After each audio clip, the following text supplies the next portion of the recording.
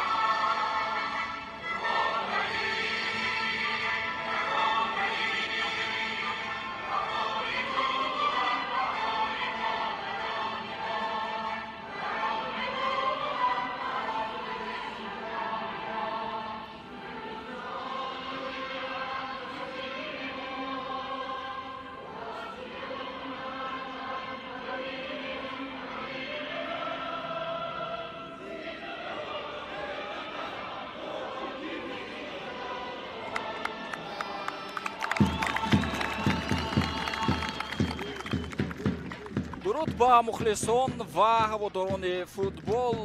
хусо нафароне ки ба чемпионати тоҷикистон оид ба футбол миёни бошгоҳҳои лигаи олӣ таваҷҷӯҳ дорад. чӣ гуна ки маълумот дорад дӯстони азиз, зеро рақобатҳо ва чемпионати тоҷикистон дар мавсими нав шурӯъ гардид ва бозии имрӯзаро мо ҳайати ҷуддии телевизиони варзиш аз варзишгоҳи марказии ҷумҳуриявӣ шаҳри душанбе манзури шумо мекунем ва имрӯз дастаи вахш андари майдони рақобат хоҳад шуд бо дастаи барқчӣ. ёдовар мешавем ки дастаи вахш аз шаҳри бухтар аст ва барқчӣ бошад тими шаҳри ҳисор маҳсуб мешавад ва сабабе ки майдони хонагии ин тим яъне дастаи вахш омода набуд ва аз ҳамин хотир роҳбария тасмим гирифтанд ки бозии имрӯзаро дар шаҳри душанбе баргузор намоянд ва албатта ҳарду тим ҳам дар оғози мавсим тавонистанд ки бозингарони навро ба ҳайати худ ҷалб намоянд ки баъдан дар идомаи рақобат мо дар ин маврид ҳарф хоҳем зад. хуб ёдовар мешавем ки дастаи вахш дар мавсими қаблии чемпионати тоҷикистон мусобиқаро дар ҷои дуюм ҷамъбаст карда буд. ҳарчанд шогирдони зариф усмонов тавонистанд дар мавсими қаблӣ муборизаи хуб нишон бидиҳанд то ба охир дар пойгаи қаҳрамонӣ боқӣ бимонанд, аммо ҳамон бохт ва мусовиҳое ки дар охири мавсим ба қай гирифтанд боис бар он шуд ки ин тим дар ҷои дуюм мусобиқаро ба анҷом бирасонад. дастаи барқчӣ бошад дар ҷадвали мусобиқа дар зинаи ҳаштум мавсимро ҷамъбаст кард. тими шаҳри ҳисор 27 имтиёз ба даст овард дар 22 бозие ки доир кард ва ин миқдори имтиёзҳо дастаи барқчиро дар ҷои ҳаштуми ҷадвал қарор дод. дастаи вахш бошад дар 22 бозие ки дар мавсими қаблӣ доир карда буд 45 имтиёз ба даст овард. дар 12 рақобат пирӯз шуд. бозии дигарро мусовӣ ҷамъбаст кард ва дар як рақобати дигар муоҷеҳ шикаст шуда буд. хуб чӣ гуна ки гуфтем дӯстони азиз, бо 45 имтиёз дастаи вахш қаҳрамон шуд ва садрнишини ҷадвал дар мавсими қаблӣ дастаи истиқлоли шаҳри душанбе буд ки 5 имтиёз аз дастаи вахш бештар дошт ва қаҳрамони мусобиқа гардид. хуб ҳамаи чиз омода аст барои шурӯъ гардидани ин рақобат ва дастаи вахш бозиро аз маркази майдон шурӯъ мекунад. ҳоло ки мизбони номиналӣ ҳам ин тим маҳсуб мешавад. биёед таваҷҷӯҳ кунем ки зариф усмонов ба ҳайати аввалияи ин тим кадом футболбозонро ба майдон ворид кардааст. дарвозабон рақами 16 дмитро фастов маҳсуб мешавад. дар дифоъ бошад бозигарони шумораи 19 атам назаров, рақами 13 сергей яворский, рақами 3 тони кристиан бикантал ё ки тони бикантал низ мегӯяндро, рақами 2 сиёвуш асроров маҳсуб мешавад. оное ки дар дифоъ дар хати ним ҳимоя бозӣ мекунанд, рақами 8 эҳсон бобоев, рақами 10 бенҷамин ампонса ва рақами 81 тоиҷон тағоизода маҳсуб мешаванд. бозигароне ки ҳамчун намлавар номнавис шуданд. шумораи 7 исмоилов, рақами 3 нуриддин амроқулов ва муҳаммад насков низ имрӯз дар миёни ҳамлаварон аст. дар шоҳи рақобат қоида вайрон кунӣ ба қай гирифта мешавад ба муқобили капитани дастаи барқчӣ, ба муқобили азизбек далиев, бозигаре ки дар мавсими қаблӣ низ тавонист бозии хуб нишон бидиҳад. футболбози дастаи барқчӣ ёдовар нашавем ки дар мавсими қаблӣ дар ҳисоби худ 6 гол низ дошт. алифбек беромов, сармарбии дастаи барқчӣ ҳисор ба мо шумо нишон дода мешавад. биёед таваҷҷӯҳ намоем ба ҳайати аввалияи дастаи барқчӣ. дарвозабон рақами 27 куай готсон аст, оное ки дар мавқеъҳои дигари майдон бозӣ мекунанд. рақами 13 ҷайрусонан, рақами 4 меҳрубон ғаффорзода, рақами 55 шаҳриёри иноятулло, рақами 2 фахреддин аҳтамов, рақами 8 ҷовидон хушвақтов, рақами 17 масрур қиёмиддинов, рақами 7 ислом зоиров, рақами 47 зариф зарифзода, рақами 10 азизбек далиев ва рақами 21 рамин дубе маҳсуб мешаванд. хуб чӣ гуна ки ишора кардем, сармарбии дастаи барқчӣ алифбек беромов аст ва сармарбии дастаи вахш зариф усмонов маҳсуб мешавад ки мутахассисе номбурда дар мавсими қаблӣ тавониста буд ки унвони беҳтарин мураббии мавсимро дар лигаи олӣ ба қайд бигирад. инчунин بهترین بازیگر خارجی در هیئت دسته وحش دمیترو بیلانوک شد که این حال شرف دسته استقلال را حمایت میکند و دروازه‌بان بهترین در لیگ عالی آدم کوواچ گردیده بود که این دروازه‌بان است از دسته وحش محسوب میشد و او امروز در این موسم در موسم نو در هیئت پلنگونی بودی وحش نیست، هیئت را ترک کرد و به دسته خارجی رفت. خب باید داوران را بیاید با شما آشنا نماییم. داور اساسی در بازی امروزه بختیار کومیلوف است، با او در کنارها سوربون احمدزاده و طاهر بهرام کمک میکنند که هر سه متخصص نماینده او از شهر کولوب هستند. داور چهارم رستم نورمتوف از شهر دوشنبه محسوب می شود.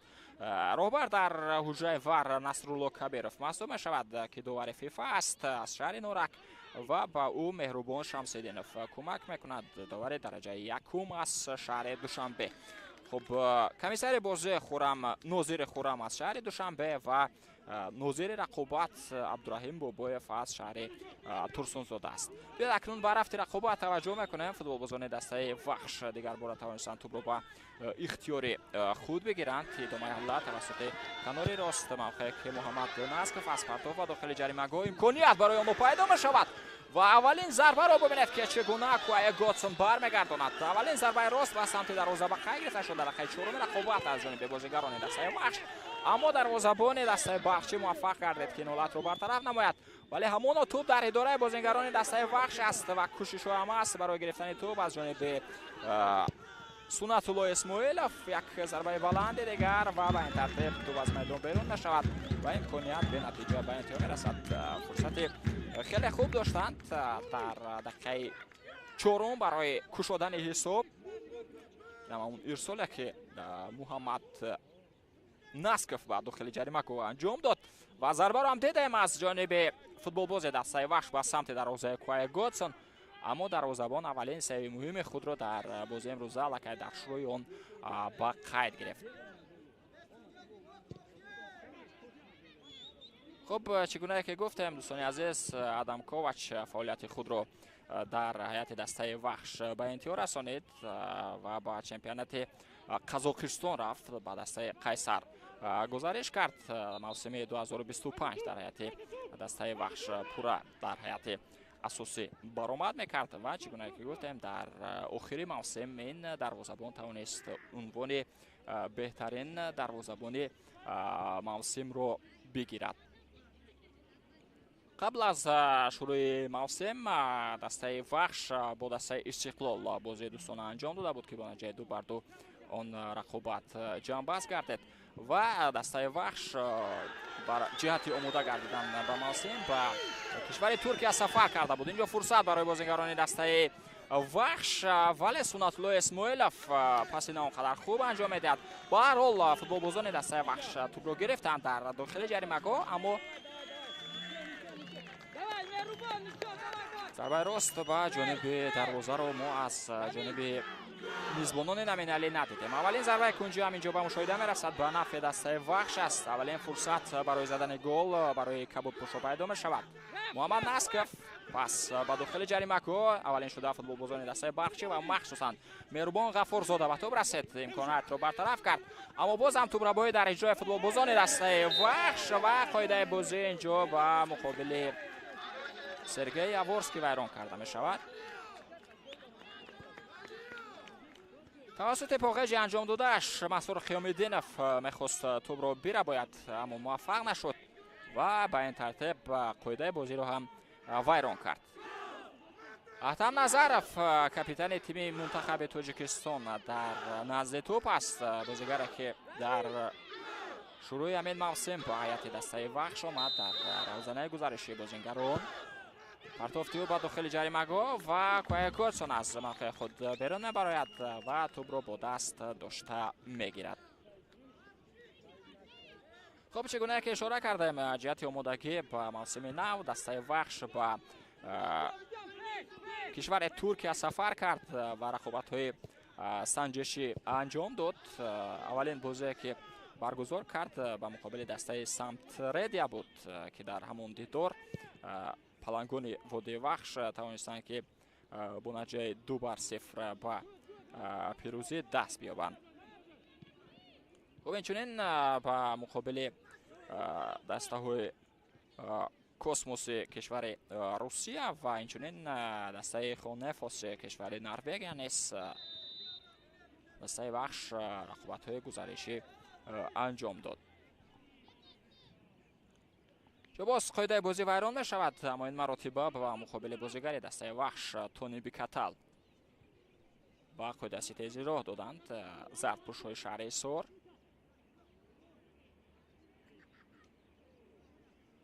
و دیگر باره از نزد دروازه دمیترو فاستوف توپ به بازی وارد خواهد شد. خب اینچنین در برابر احتم نظرف دمیترو فاستوف نیز با دسته وحش در همین شروع موسم آمد. دروازه‌بان اوکراینی که 28 سال دارد، قبلا در دسته‌های جوانان اوکراین هنرنمایی کرده است و در عموم تجربه پوی کارنامه کسبی خود را محض در همین کشور به دست آورده است. و اکنون می‌بینیم در این موسم او می‌تواند در دروازه دسته وحش بهتر هنرنمایی کند و البته این را وقت نشان خواهد داد. اینچنین میکیتا تاتارکوف نیز به هیئت دسته وحش در همین شروع موسم آمد و چگونه که در صحیفه دسته وحش آمده است، فوتبال باز 31 سال دارد و سابق بازیگر تیم‌های چرنоморец، ورسکلا کریوباس اوکراین و شختیار سالیگورسکی بلاروس محسوب می‌شود. عضو سابق تیم‌های جوانان اوکراین میان بازیگران تا 19 20 و 21 ساله محسوب می‌شود.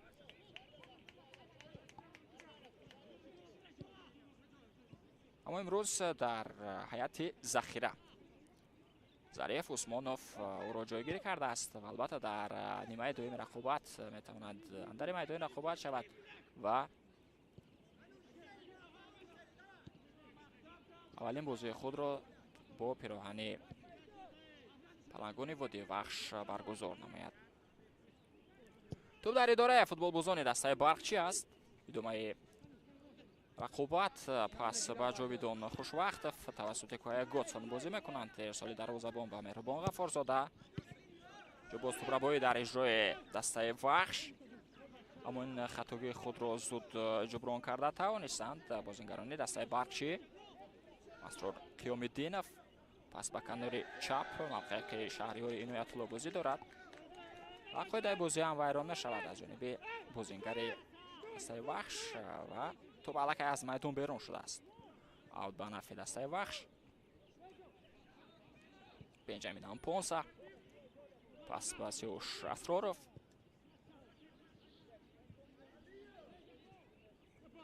سول به قفو و تونی بیکتال، پس سرگی یاورسکی به سیوش اسراروف.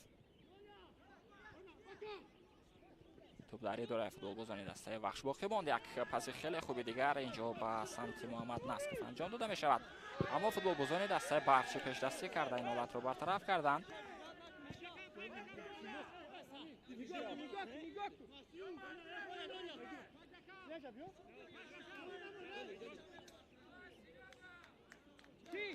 هفت فایده دسته وحش است.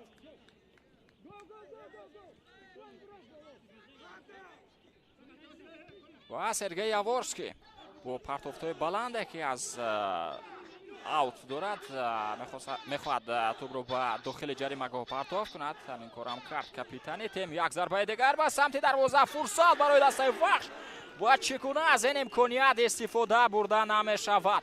بهترین فرصت بود تا در شروع رقابت در دقیقه 12 بازی حساب باز شود، اما از امکانیتی به وجود آمده اونها ثمرناک استفاده کرده نتوانستند. سیوش اشراروف در اول به توپ رسید و بعدا اینچنین سنت الله اسماعیلوف نیز با سر توپ را دسته دیگرش روان کرد. ضربه به سمت دروازه بود، اما توپ بلندتر از دروازه حرکت کرد و از میدان بیرون شد. اشتباه از جانب دروازه‌بان بود که توپ را بلندتر نزد ба идораи бозингарони дастаи вахш мегузарад Муҳаммад Насков. Пас ба Эҳсон Бобоев. Тони Викатал. ҳамаи навбатӣ тавассути канори чап аз дӯстони азиз. Пас ба дохили ҷаримагоҳ.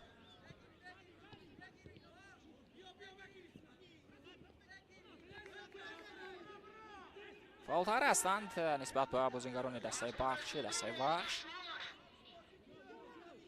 акай ду имконияти беҳтарини голзанӣ онҳо тавонистанд ки ташкил намоянд. Сиёш Асроров.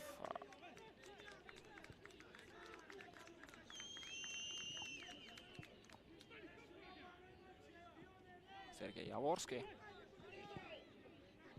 Муҳаммад Насков. паси на он қадар хуб буд ба самти Эҳсон Бобоев. инҷо қоидаи бозӣ ба муқобили Масрур Қиёмиддинов вайрон мешавад.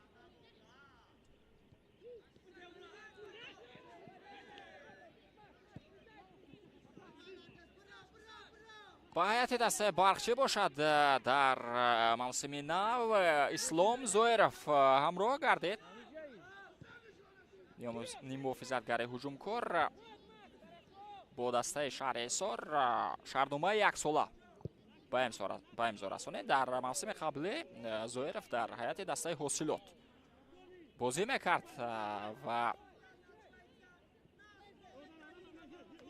голҳои зебо ҳам мезад. дар соли 2025 дар ҳайати дастаи ҳосилот дар 17 бозӣ вориди майдон шуда ба задани 5 гол ва 4 паси головар даст ёфтааст. ва ин ҳол дар ҳайати дастаи барқчӣ таҳти шумораи 7 бозӣ дорад.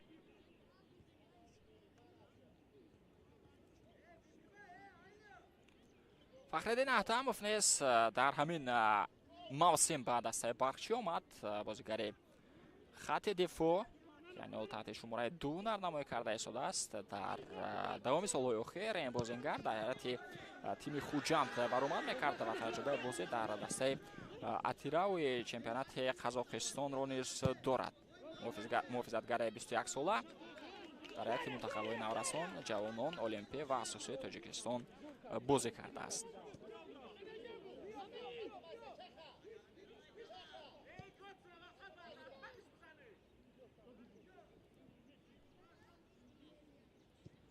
дигarbора аз назди дарвозаи дастаи барқчӣ рақобат идома меёбад. дар охирин фурсат Кӯяи Готсон буд ки тӯбро бо даст дошта гирифт.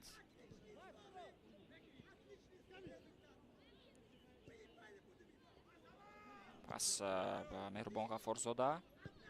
Масрур Қиёмиддинов. ба Жайрусонана.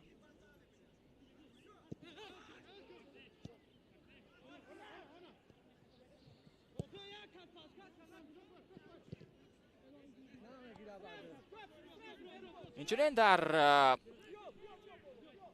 равзанаи гузаришӣ ба ҳайати дастаи барқчӣ Баҳодур Назарзода низ пайваст ки ин футболбоз дар мавсими қаблӣ дар ҳайати дастаи Душанбе бозӣ мекард дар Лигаи Якум.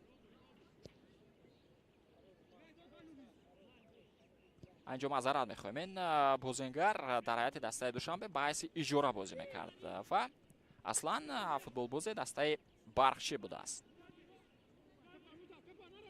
инчунин дар ҳайати мунтахаби наврасони ту 17 солаи Тоҷикистон низ иштирок кард дар ҷоми ҷаҳонии футбол ки дар кишвари Қатар сурат гирифта буд. Зариф Зарифзода низ аз иҷора баргашт. ин футболбоз дар мавсими қаблӣ дар ҳайати дастаи Душанбе бозӣ мекард ва ӯ низ дар ҳайати мунтахаби наврасони ту 17 солаи кишвар дар ҷоми ҷаҳонии футбол дар кишвари Қатар ширкат карда буд. чин дарвозабон Муҳаммад Раби Раҳматуллоев низ ба тозагӣ ба ҳайати дастаи барқчӣ омад ва дар мавсими қаблӣ дар ҳайати тими Равшани шаҳри Кулло бозӣ мекард. айни ҳол дар ҳайати захира аст дарвозабони нави дастаи барқчӣ.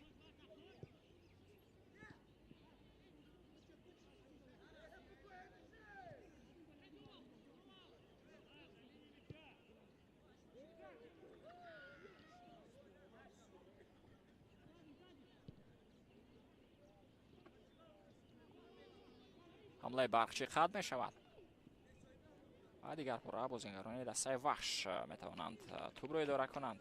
Аммо инҷо партофти на он қадар хуб буд, тӯб аз майдон берун мешавад. аут ба нафи дастаи барқчӣ. Фахреддин Ахтамов партофти ӯ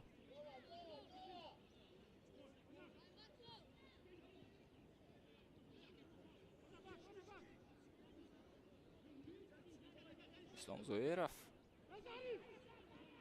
инҷо Зарифзода натавонист тӯбро аз бозингари вахш гузаронад. он ба идораи футболбозони Кабудпуш гузашт. акнун инҷо тӯбрабоӣ дар иҷрои бозингарони дастаи вахш. идомаи ҳамлаи барқчӣ аниқтараш ки Азизбек Далиев ба ӯ иҷоза надоданд то ҳамларо идома диҳад ва капитани дастаи барқчӣ аз пой афтонида шуд.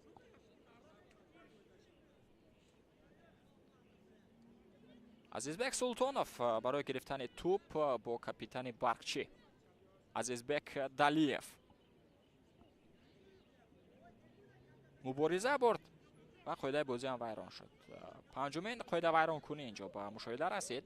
ду то бозингарони дастаи вахш ва се дафъа футболбозони дастаи барқчӣ ба хато роҳ доданд. акнун таваҷҷӯҳ мекунем Азизбек Далиев, Ислом Зуиров дар назди тӯб ҳастанд. ҳар ду футболбозе ки дар мавсими қаблӣ тавонистанд бозии хуб нишон бидиҳанд. чунин ҷовидон хушвақтов низ дар назди онҳо буд. акнун капитан ва Ислом Зуиров боқӣ мемонанд. таваҷҷӯҳ мекунем ки ин вазъиятро ки истифода хоҳад кард. зарба ба самти дарвоза.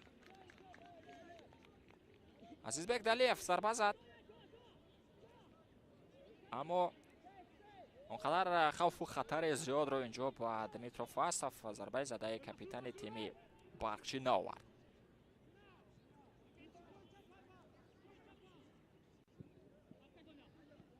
боз дарвозабон ба хато роҳ медиҳад. инҷо маълум мешавад ки тӯб ба дасти капитани барқчӣ ба дасти Азизбек Далиев расидааст.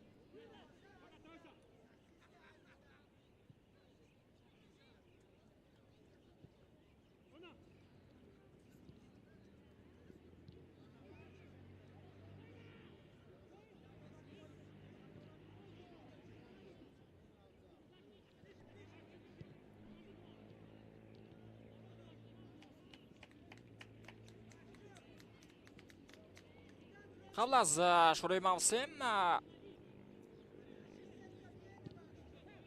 дастаҳо дар ҷоми федератсияи футболии Тоҷикистон ширкат карданд. дастаи вахш набуд дар ин мусобиқа. чӣ гуна ки гуфтем, ин тим ба кишвари Туркия рафт барои марҳилаи омодагиро паси сар кардан, барои омода гардидан ба мавсим. ва дастаи барқчӣ бошад дар ҷоми федератсияи футболии Тоҷикистон ширкат кард. дар гурӯҳи Б буд якҷо бо дастаҳои ҳосилот, клуби марказии варзиши Артеш, Душанбе ва Сарои Камар. чӣ гуна ки медонем, дастаҳои Душанбе ва Сарои Камар намояндаҳо аз Лигаи Якум маҳсуб мешаванд. дар аввалин бозии худ дастаи барқчӣ тавонист дастаи Душанберо ба ҳисоби 2-1 мағлуб намояд. баъдан дар бозии дуюми худ ба муқобили дастаи ҳосилот дар майдони рақобат шуд ки он бозӣ бо натиҷаи 1-1 ҷамъбаст шуда буд ва дастаи барқчӣ шумораи имтиёзҳояшро ба 4 та расонид. баъдан дар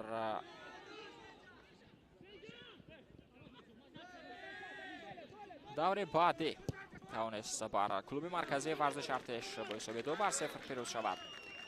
Сарои Камарро бо ҳисоби 3-1 мағлуб кард ва шумораи имтиёзҳояшро ба 10 адад расонид. дар 4 бозӣ 10 имтиёз ба даст овард. дар ҷадвал дар ҷои аввал қарор гирифт.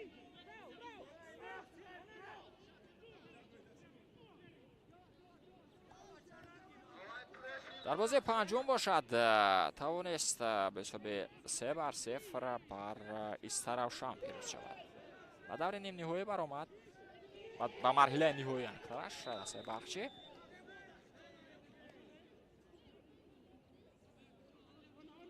ва و در مرحله نهایی با حساب کلون 12-0 بر رنگون پیروز شد.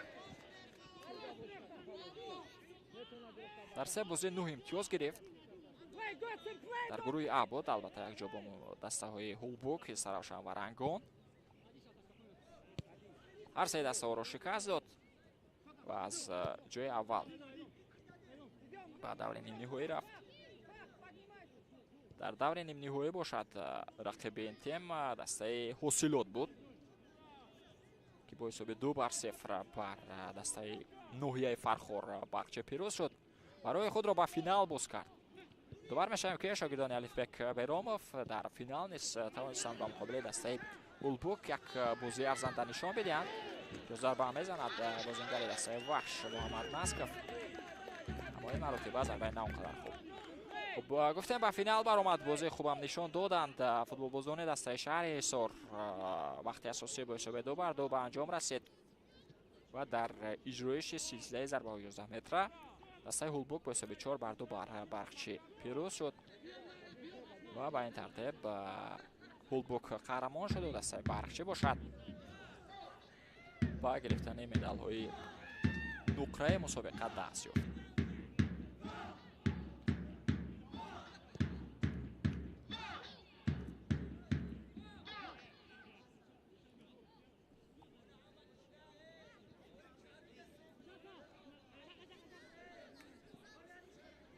فوتبال بازان دسته برقچی توپ رو اداره کرده ایستادند. پس مسرور قیام‌الدینов با جایرو سونانا یا فوتبال بازان دسته وحش موفق میشوند که توپ رو به اختیار خود بگیرند و اون با دمیترو فاستوف با دروازه‌بان پاس داده شد.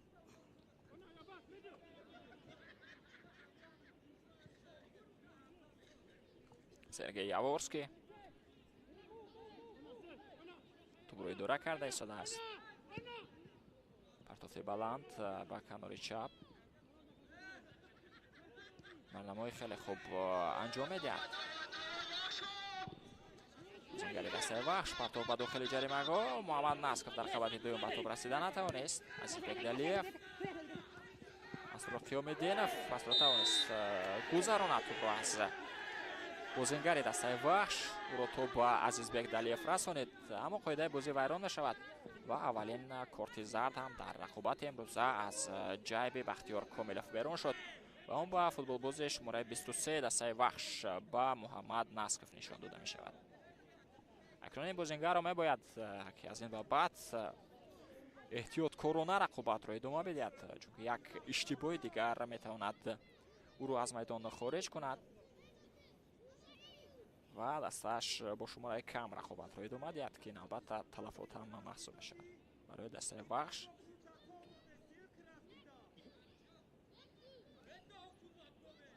محاسب هم گرفته است عزیز بک دلیف و طبیبان با کمک او میشتابند. یوری اول تیبی به او رسانیده شد و میتواند بازی رو ادامه دهد، چندان آسیب جدی هم نبود.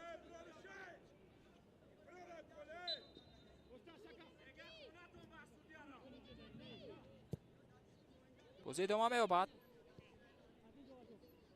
پس جایروس اونانا با جاویدان خوشوقتов توبرابایی در اجرای فوتبال بازان دسته وحش، اما احسان بابایف پس نه اونقدر خوب انجام میدهد و دیگر باره مهمانان توپ را به اداره خود میگیرند. جایروس اونانا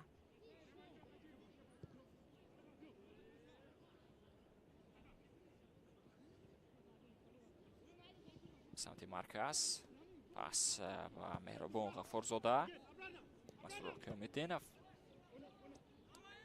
مهربان غفارزاده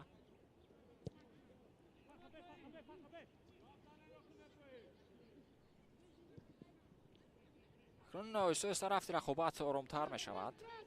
در شروع بازی فوتبال بازان دسته وحش فعال بودند.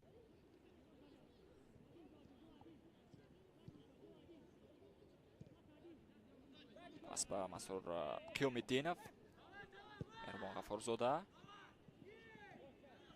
شهریار عنایت‌الله با اشتباه رو آمدید بازیگر دسته برقچی و خود ویران کنه نوبتی مراتبه باشد. طاهر جان تقایزاده با خطا راه داد.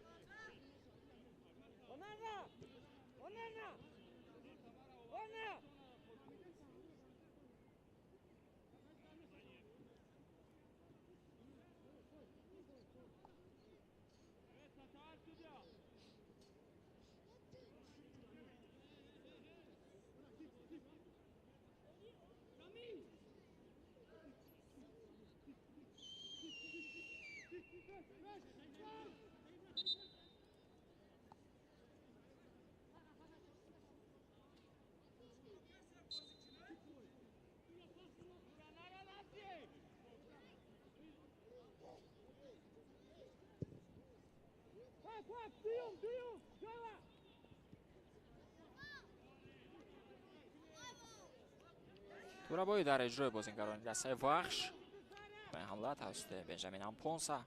اینجا باز بازیگران دسته برقچی توپ رو گرفتن.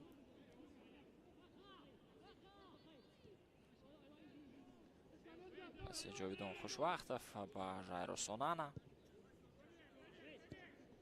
مهربان غفارزاده با اونانا توپ برگردانده می شود.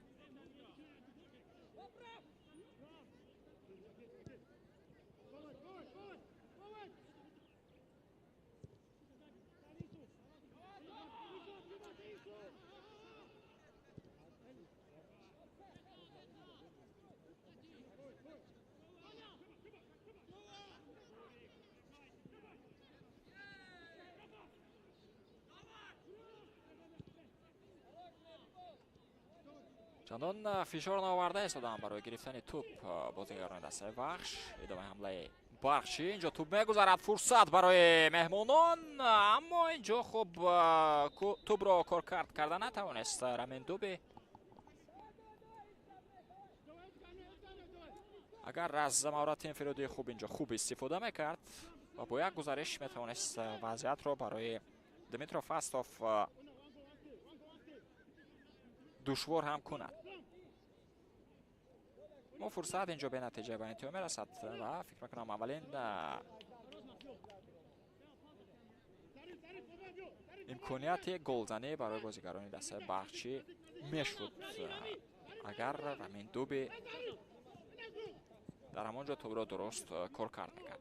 سیاوش اسرارов توپ را از ضبط به بازی وارد میکند. پرتافت به مرکز. توپ در اداره تونی بکتل داخل ماند.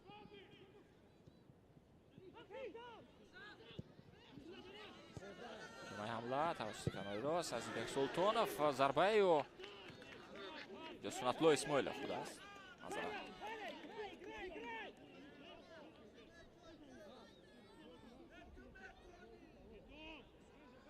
تصمیم گرفت که ضربه زند بازیگر شماره 7 دسته وحش و فکر میکنم در همون حالت بهترین قرار از ضربه زنی بود،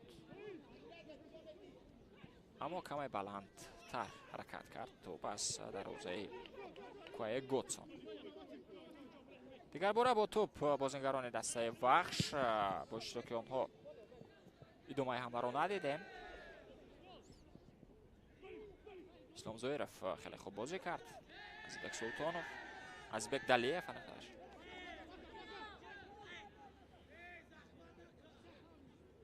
اینجا بازیگران دسته وحش دیگر باره توپ را اداره کرده ایستادند.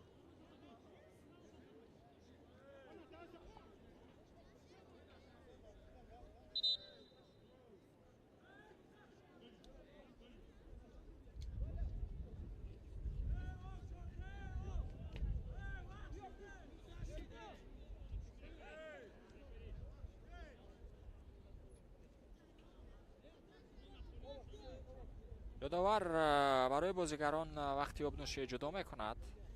قسمت زیادی بازیگران روزادار هستند و اینجا به آنها فرصت میدهد تا رفته روزای خود را کشایند، آب نوشند و بعدا رقابت را ادامه دهند. خب چگونه که اشاره کردیم دوستان عزیز، در موسم قبلی دسته وحش مسابقه رو در جای دوم با انجام رسانیده بود. دسته شهر باختر در 22 بازی که دایر کرد در 12 توی اون پیروز شد.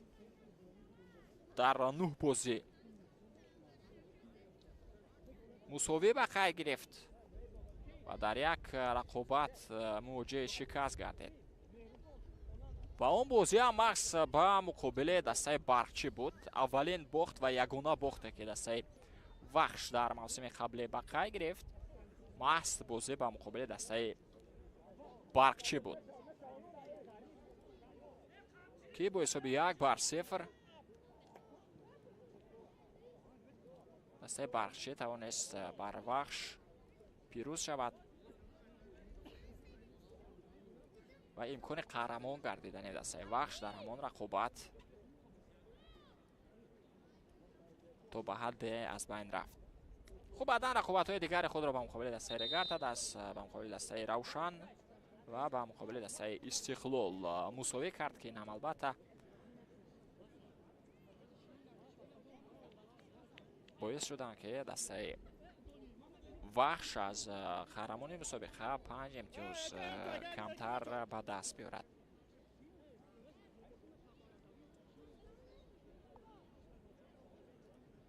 مساوی هایی که این تیم به خیر گرفته بود در دوره موسم قبلی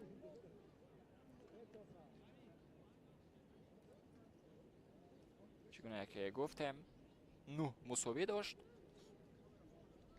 مقابل دسته های استقلال بود روشن، رگرت دست، اسخط، گلبوک در مرحله اول نیز بازی خود را با دسته استقلال مساوی کرده بود.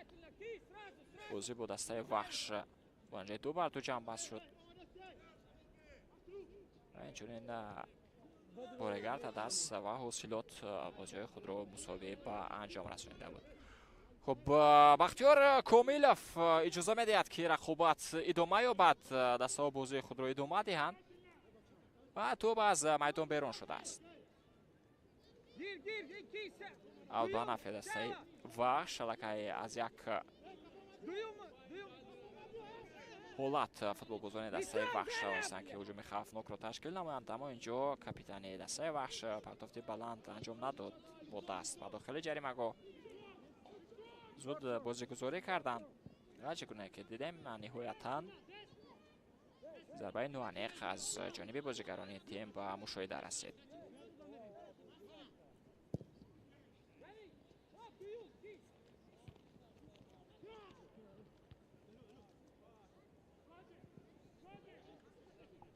نرنمای خوب احسان بابایف در مرکز میدان. پس محمد نسکف دیگر باره با احسان بابایف. تونی بیکتل پس به توی جان تقوی زوده سال به داخل جریمه گاه و اینجا سنت الله اسماعیلوف و توب رسید رسیدن نتوانست. در قسم زیادی از حالت ها کویا گوتسون موفق میشود که توپ را با دست داشته بگیرد و حمله دسته وحش را به نتیجه به انجام رساند.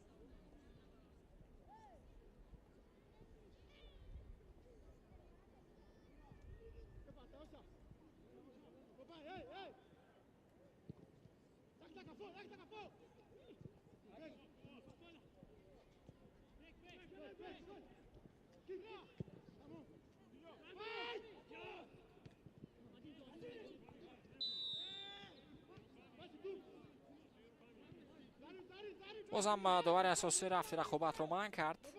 قاعده ویران کنی اینجا صورت گرفت با فایده دسته وحش. ضربه جریمه‌ای تعیین کرده می شود.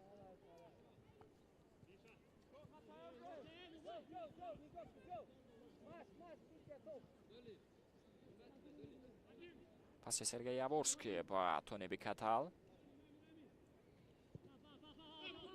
تو با دمیترو فاستوف پاس داده می شود با دروازه‌بان دسته وحش. پرتافت بلندی دروازه‌بان به نیمه میدانی دسته برقچی. اینجا مهمانان موفق گردیدند که توپ رو بگیرند.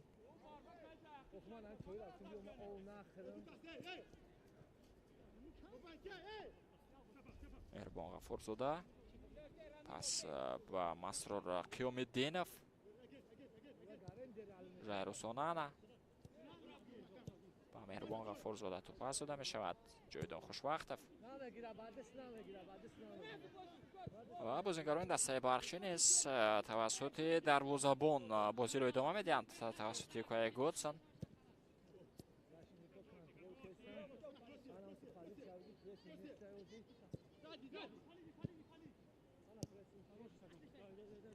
چگونه که اشاره کردیم در 12 بازی دسته بخش پیروز شد، در 9 رقابت مساوی کرد و در یک بازی با باخت دچار گردید. در عموم در موسم قبلی دسته شهر باختر در دایره لیگ اولی توانست 33 گل به هدف برساند و 18 گل از توری دروازه خود بیرون آورد. با تناسب به 15 گل موسم را به انجام رسانید. در موسم قبلی از دسته وخش پیشتر دسته کلوب مرکزی ورزش ارتش و استقلال شهر دوشنبه گل های بیشتر زدند. استقلال 58 گل زد و کلوب مرکزی ورزش ارتش باشد 38 گل به دروازه حریفان زد. و اینچنین دسته اسقط نیز شماره گل‌هاش با وخش نزدیکتر بود، یعنی 31 گل اسقط داشت و 33 گل وخش.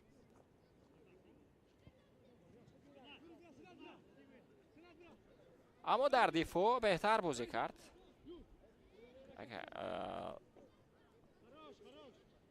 دفاعگران دسته وخش اجازه دادند که با طور دروازه اونها 18 گل حریفان زنند که از روی این آمار تنها دسته استقلال با وخش برابر بود و دیگر یگان تیم چنین آمار خوب را به خیر نگرفت.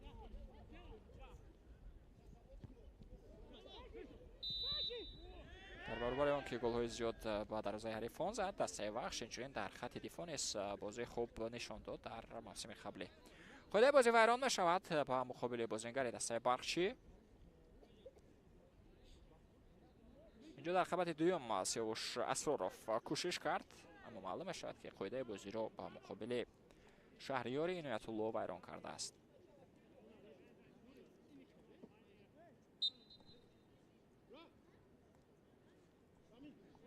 دسته برخچی باشد در موسم قبلی با دروازه حریفان 22 گل زده بود و 20 گل از طور دروازه خود بیرون آورد. در 6 بازی پیروز شد، در 9 رقابت مساوی کرد و در 7 بازی دیگر مواجه شکست شد. تا مسابقه را با باخت جمع بست کرده است. دسته برخچی آخرین رقابت این تیم مقابل دسته خوجان بود که با حساب 0-1 دسته شهرحصار در میدان خود از عقوبان ساحل در روسیه مغلوب شدند.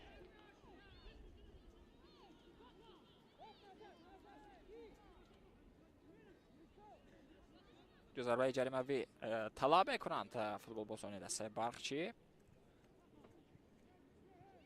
اما بختیار کومیلوف بر آن نظر است که یگان خیلی قاعده ویران کنی نبود و توپ باید از نزد دروازه دیمیتروف استوف به بازی وارد کرده شود.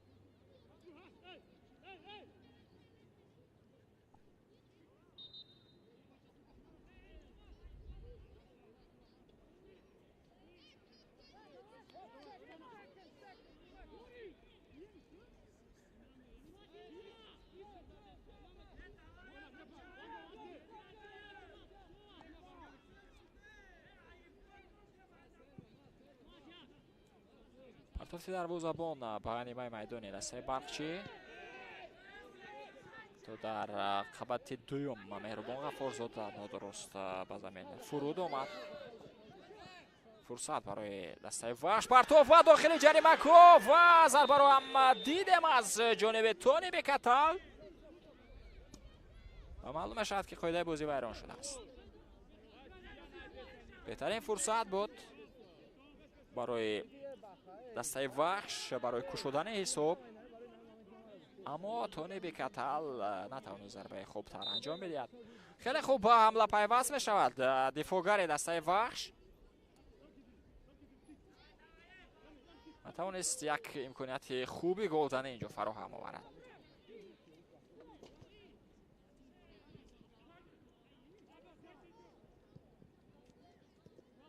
تو در اختیار فوتبالبازان دسته بخش باقی ماند. احسان بابویف پس به کنار چپ.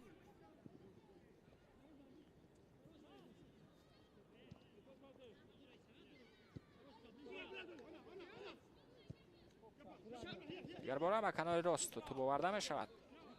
سیاوش اسرارov گزارش خیلی خوب از جانب سنت‌الله اسماعیلوف هم شده رسید. پرتاب به داخل جریمه‌گاه، اما اولین شده ژایروس اونانا به توپ رسید. میتونم یک عکس الهجومی صورتناک رو هم ببینیم در اجرای فوتبالبازان دسته برقچی.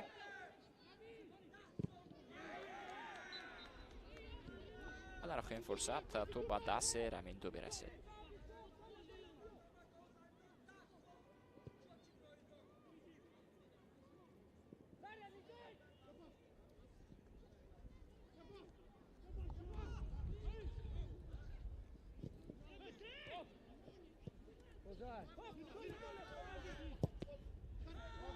یک امکانیت دیگر، البته اگر توپ از ژایروس اونانا میگذشت، امکانیت خوب و بهترین برای گل زدن برای فوتبالبازان دسته بخش پیدا میشد. اما چگونه که دیدیم در دفاع بازیکنان دسته برقچی و مخصوصا ژایروس اونانا خوب بازی کرد و توپ را برگردانید.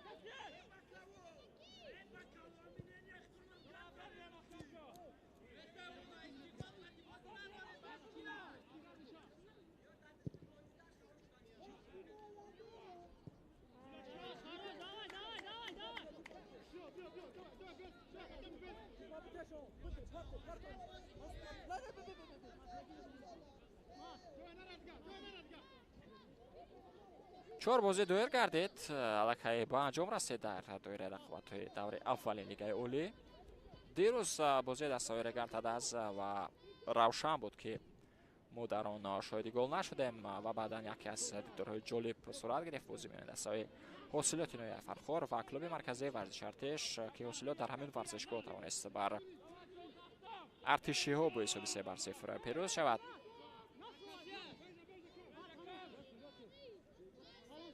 خب بعدا دسته خوجند توانست در دربی شهر خوجند بر دسته اسخط به شکل 2-0 پیروز شود.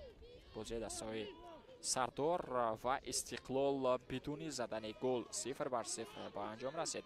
دسته نوکار چمپیونات توانست با مقابل قهرمان فعلی مسابقه رقابت ارزنده نشان بدهد و بازی خود را مساوی جمع بست کنند.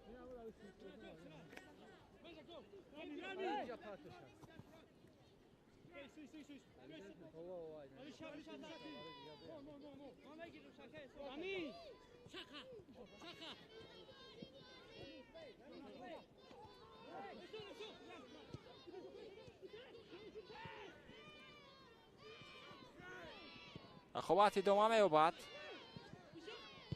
ضربه به سمت دروازه که البته به ارسال هم مانع بود، اما به هر حال ضربه زد محمد نسکوف. سنت‌الله اسماعیلوف کمی آسیب میگیرد، اکنون به پاخ است، میتواند رقابت را ادامه بدهد. ادامه حمله دسته وحش، پس به سیاوش اسرارov. سنت‌الله اسماعیلوف با بازیگر خط دفاع تو برگردانده شد. سنت‌الله اسماعیلوف دیگر باید تو قبول نکند. پرتاب به داخل جریمه‌گاه و باز هم توانستند خوف و خطر را از نزد دروازه خود دور کنند. دسته شهر ایسور 3 دقیقه علاوه می شود از جانب بختیار کومیلوف به وقت اساسی نیمه اول.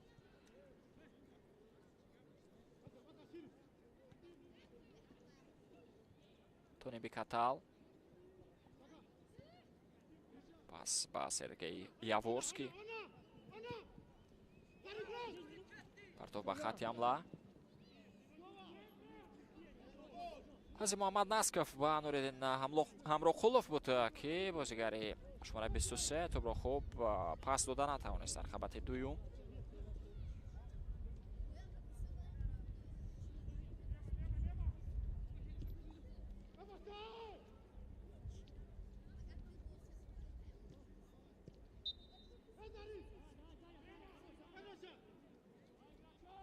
تو باید از اوت با رقابت وارد کرده شود. جاویدان خوشوقتов توبرابایی در اجرای بازیکنان دسته برقچی.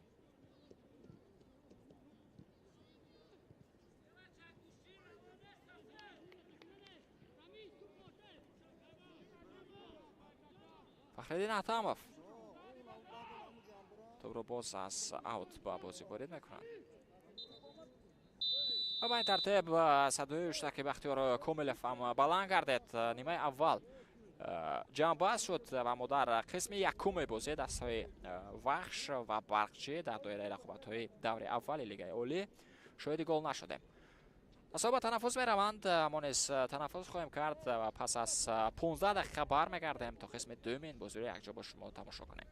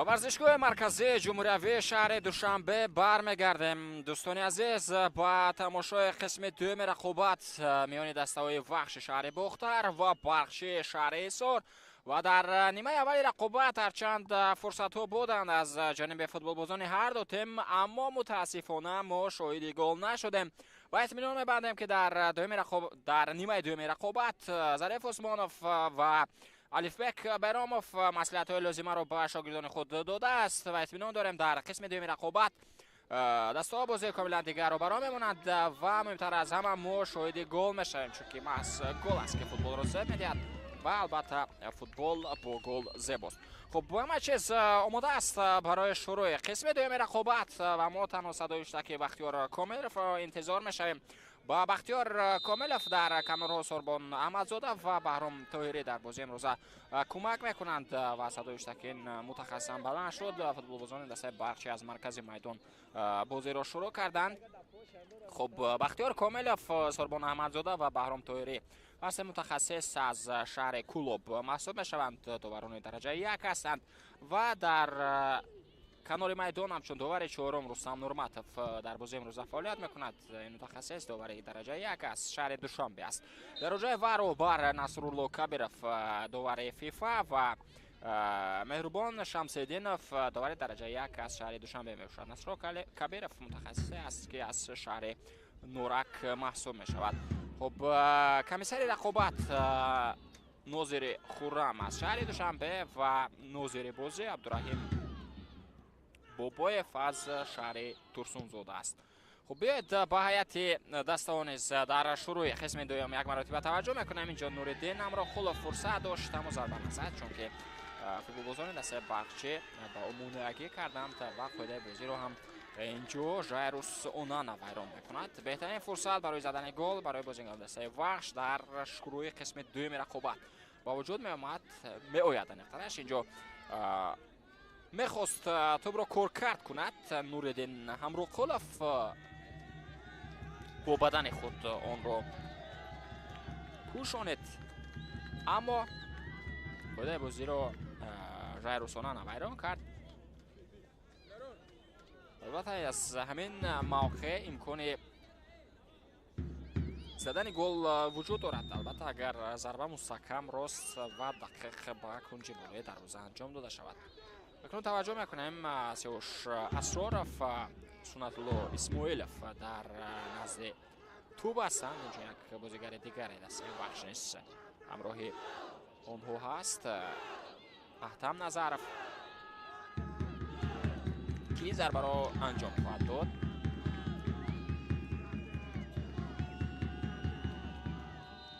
صدای اشتکی داور بلند میشود که اجازه ضربه داده شد. ضربه سیاوش اسرارov و کوای گاتسون در شروع قسم دوم نیز اکنون موفق می شود که یک سیو مهم به خیر بگیرد.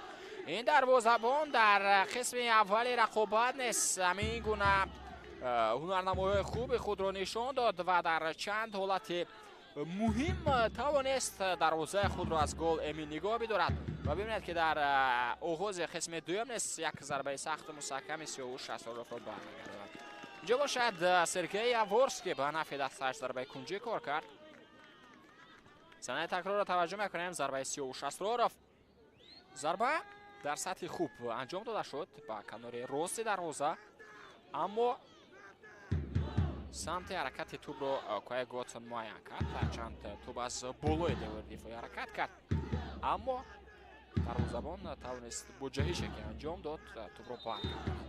و اکنون توجه میکنیم به ضربه کنجی که به فایده بازیگران دسته وحش است. اینجا بختیار کاملوف برای آروم کردن بازیگران می رود تا در داخل جریمه گاه به خطا را ندهند.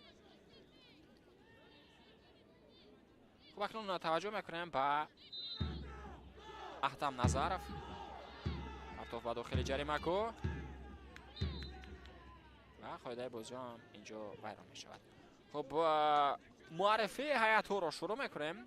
در قسم دوم رقابت دروازه‌بان دسته وحش دمیترو فاستوف است. بازیگران خط دفاع باشد.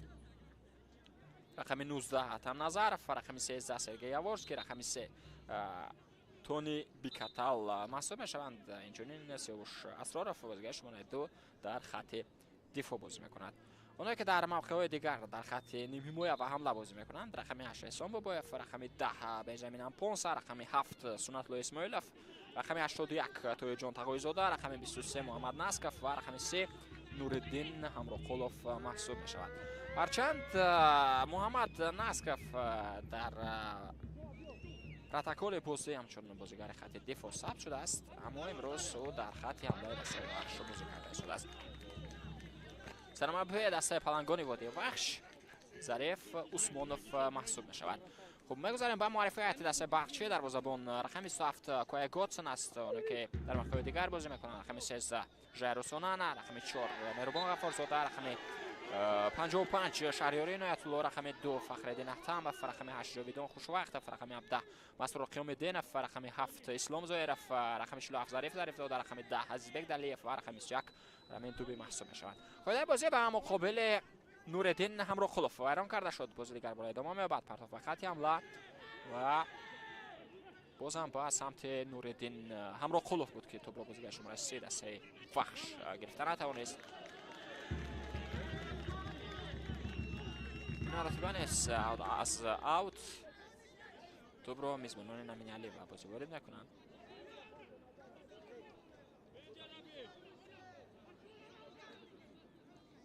پرتافت احتم نظرف با توی جان تقوی‌زاده بود.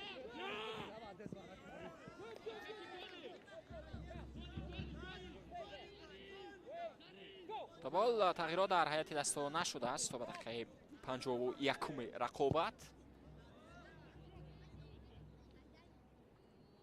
در هیئت ذخیره دسته باغچی 7 فوتبال بازند که میتوانند به بازی وارد شوند و یک دروازه‌بان، یکی از آنها دروازه‌بان محمد ربیع رحمت الله‌ف که در شروع همین موسم با هیئت دسته شهریار پیوست شد. دو دفاعگر کمال محمد و قمرالدین غفارزاده هستند. دو نیمه حمایتگر بهادر نظرزاده و عبدالله شراپوف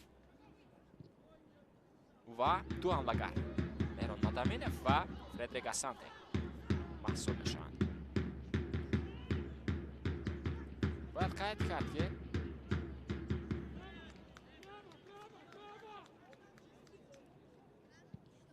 فردریک اسانته در موسم قبلی توانسته بود بازی خوب نشان بدهد و در حساب خود 5 گل داشت. بازیگر دسته باغچی جو با عزیزبک دلیف دویت خوب در خط حمله محسوب می‌شدند.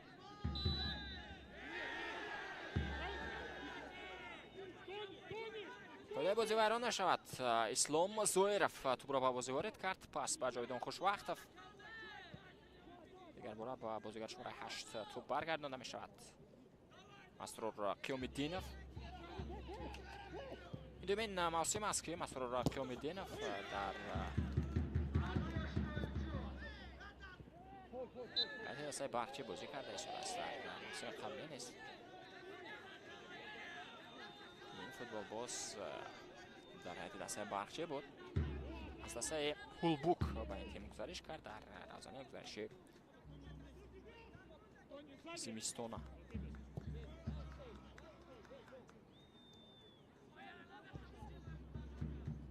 در موسم قبلی از نیمه موسم به هیئت دسته شهریار آمد.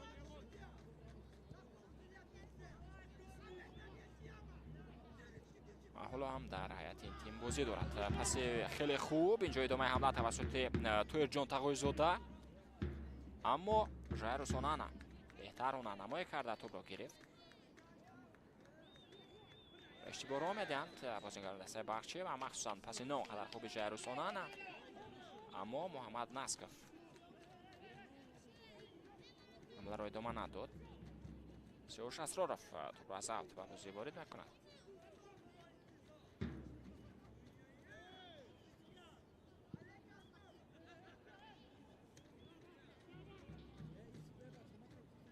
در موسم قبلی بهترین нишонзан бозигари дастаи Истиқлол шуда буд Шон Пол Камолафе ки дар анҷоми мавсим ҳайати дастаи шаҳри Душанберо тарк кард. Инчунин аз ҳайати ин тим Рустам Соиров низ дар рӯйхати беҳтарин нишонзанҳо буд.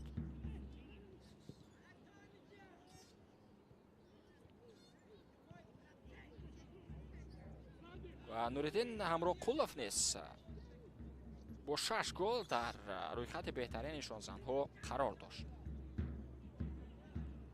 дар ҷои сеюм буд. албатта бозигарони зиёд ҳам буданд ки голҳои баробар доштанд.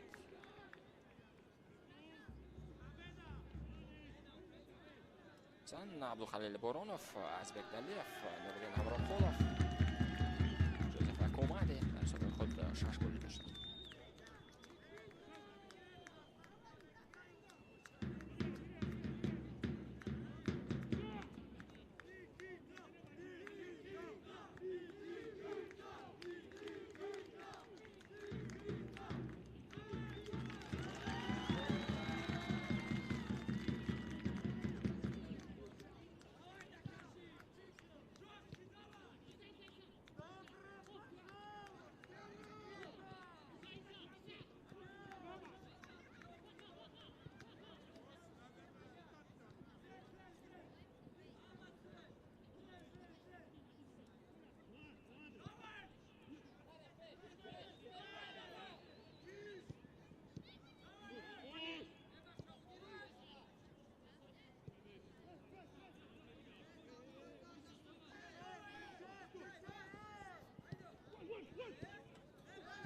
ҳамлаи дастаи Бахчӣ ва инҷо паси не он қадар хуб аз ҷониби Рамин Дуби анҷом дода шуд.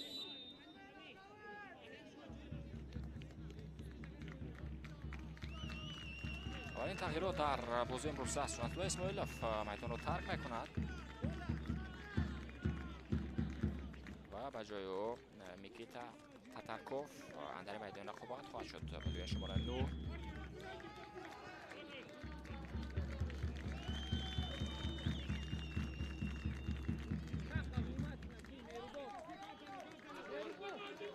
Микита Татарков бозигари хатти ним ҳимоя аст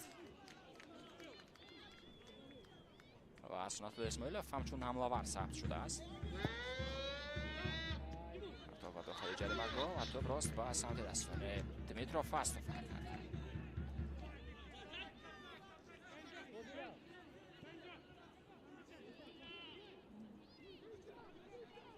беҳтарин нишонзан дар мавсими қаблишон Пол Камолафе бо 11 гол шуд.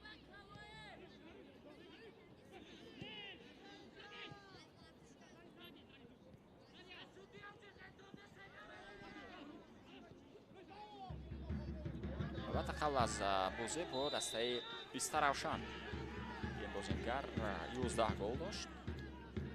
баъдан дар бозӣ ба муқобили дастаи Истаравшан тавонист ба задани гол даст ёбад ва шумораи голҳои худро ба 12 дад расонид. қоида байномакунӣ ба қайд гирифта мешавад. футболбози дастаи Вахш аз пой афтонида шуд.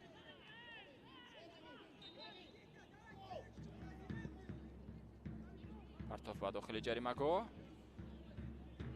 шаҳрёри Иноятулло тӯбро қабул кард. ҳаракатҳои ӯ пас ба Ислом Зоиров.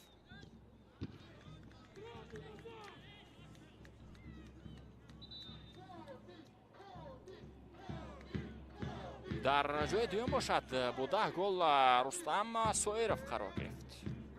Квадо Фримпонг, Дмитро Беланок 8 голӣ доштанд. Патрик Рудолф, Очетунде Олаолова ва Шерин Бобоев бо 7 голӣ дар ҷои сеюм қарор гирифтанд.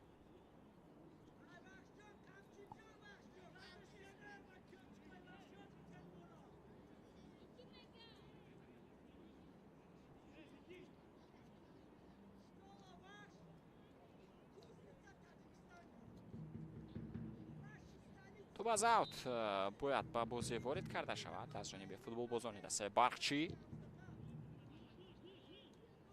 باز هم از میدان بیرون میشود.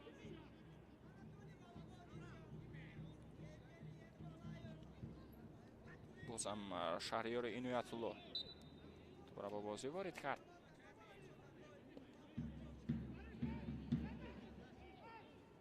ضربه جریمه‌ای به نفع دسته وحش.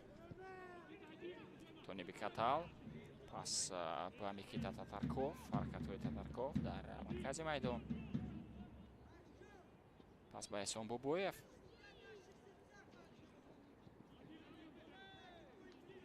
تو به خفا برگردانده می شود.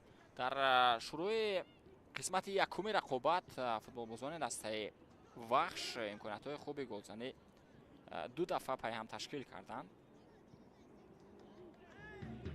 اما نتوانستند حساب را باز نمایند. در قسم دوم نیز در شروع آن یک فرصتی خیلی خوب بود از ضربه جریمه‌ای، اما ضربه زده سیاوش اسرارов را چگونه که دیدیم کوه گاتسون برگردانید.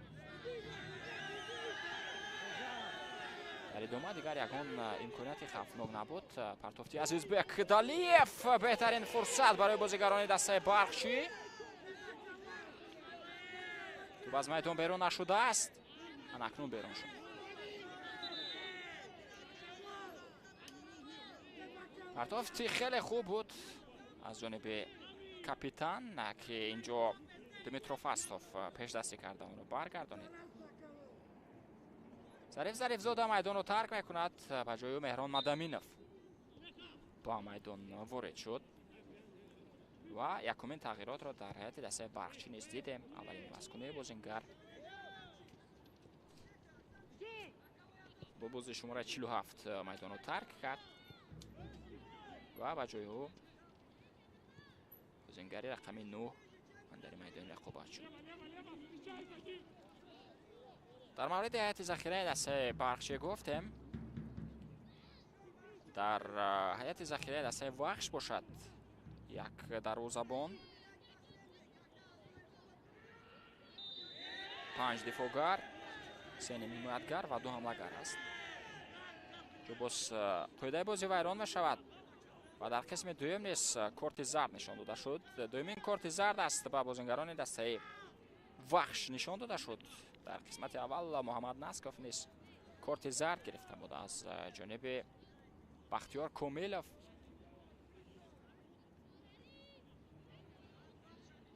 و در قسم دوم نیز اکنون سیاوش اسرارov کارت زرد میگیرد.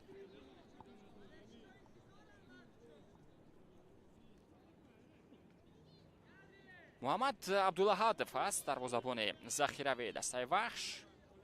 دفاعگران باشند مهراجدین روزیقوف، علیشیر باروتوف، بکمرات حییتوف، شهزاد دولتوف و اکبرجان جباروف محسوب میشوند. 3 حمایتگر بود که یک تایش به بازی وارد شد. میکیتا تاتارکوف با جای سنت الله اسماعیلوف در میدان رقابت شد. 2 حمایتگر دیگر هست، سرگی اسکانیان و فتح‌الله در هیئت ذخیره هستند. حمله‌وران باشند کاستیانتین چرنی و پرویز بابانظرов محسوب میشوند.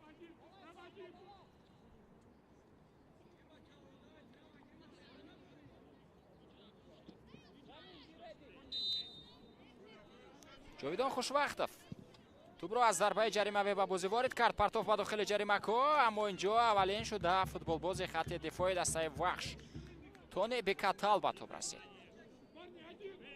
اگر نه یک فرصت خوب اینجا برای بازیگران دسته برخچه برای رامین دوبی به وجود میاد.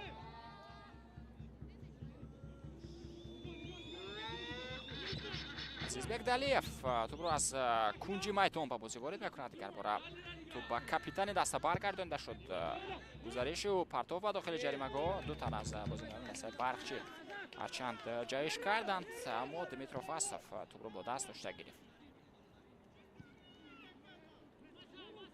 با توپ بازیگران دسته برخچی مسرور قیومیدینوف، پس با مهربان غفورزاده،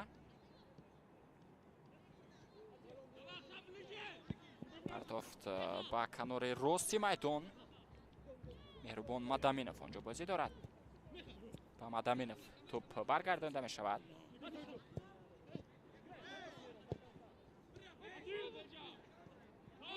دسته شهر حصار توپ را از دست داد. میکیتا تاتارکوف پس با محمد نزکف دیگر باره با تاتارکوف توپ برگردانده می شود. ازبک دلیف با کمک همدستگانشان به خط دفاع آمده است. تو برامین دوبه گزارشی خیلی خوبه. بازیگری دستای باغچه ضربه به سمت دروازه اما ضربه نوانق انجام میدهد. بازیگر شماره 21 دستای باغچه.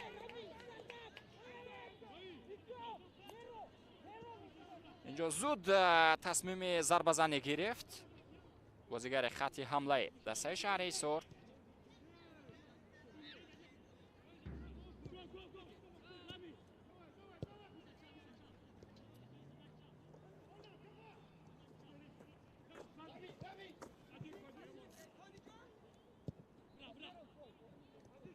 تونی بکتل با توی جان تقای زوده بازیگر شماره 3 تو برگردانده می شود.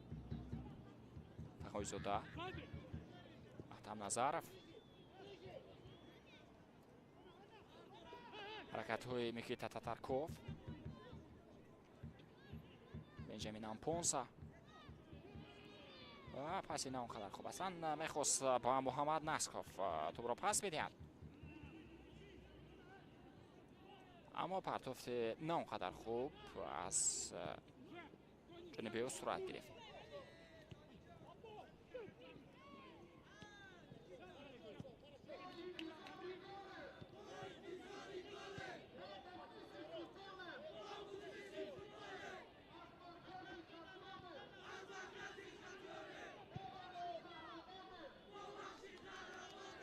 فرصت نوبتی برای میزبانان نمینالی و احتم نظرف تو از دست داد. احتم به نفع دسته پلنگانی بوده بخش است.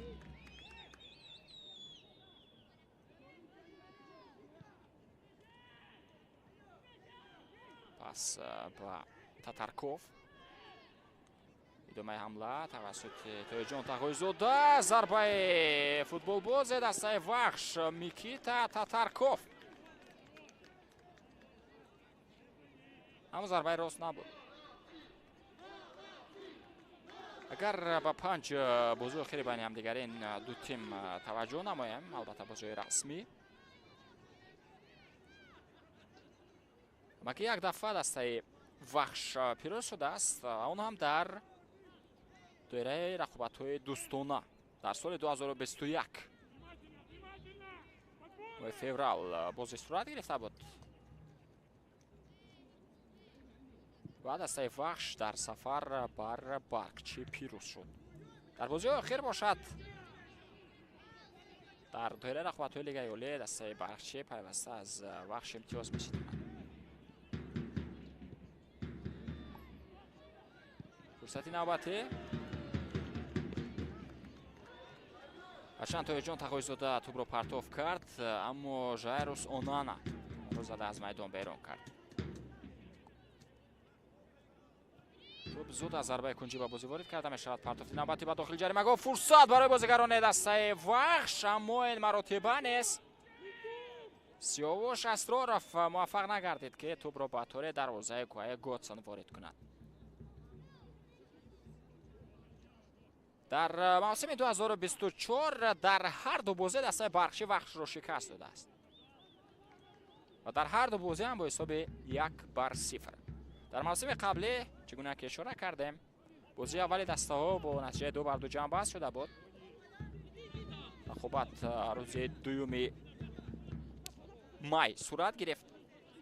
هرچند در همون دیدار نوردین همروقولов و سنتالله اسماعیلov حساب را 2-0 کردند و بعدا در همون قسم اول در دقیقه 44 رقابت کومیل سعیدов حساب را 2-1 کرد و بعدا در قسم دوم در دقیقه 72 فردریک اسانت حساب را 2-2 کرد. با همین نتیجه دسته ها رقابت خود را جمع بست کردند. بعدا در بازی آخر چگونه که اشاره کردم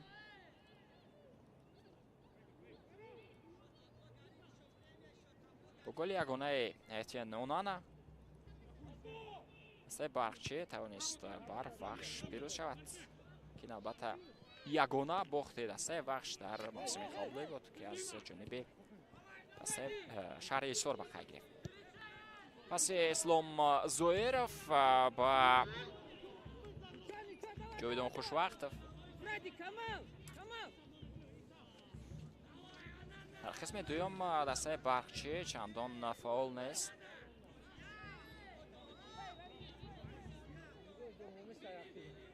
در نیمه اول امکانات ها تشکیل میکردند دستای شهر ایسور، اما در قسم دوم میبینیم که چندان امکانیت به آنها داده نمیشود. احسان بابایف پس اینا اونقدر خوب اینجا با نوردین همراقلوف میخواست پس دهد بازیگر شماره 8 دستای وخش، اما موفق نشد. حالت افساید هم به خیر گرفته میشود. همون حالتی که فکر میکنم توپ به سمت نوردین همراقلوف ارسال میگردید. اینجا قاعده بازی هم ویران شده است.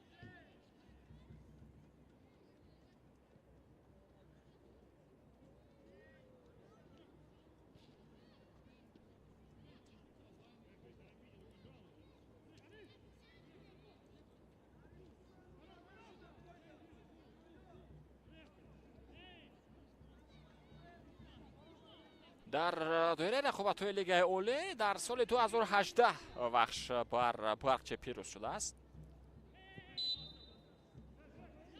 در بازی اول موسم سال 2018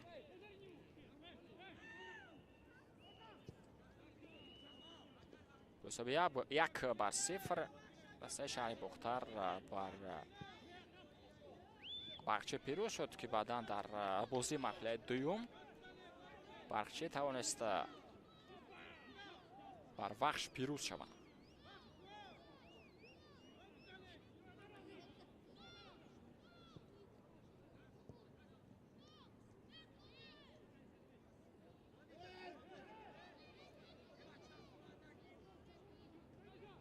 در چند سال اخیر نتیجه کلونه که دستای برقچی در مقابل باشگاه وخش بازی رو با نتیجه کلان جنببست کرد. حساب 4-0 است که در سال 2016 اتفاق افتاده بود. دستای وخش باشد در بازی دوستانه با حساب 5-0 در سال 2021 بر برقچی پیروز شد.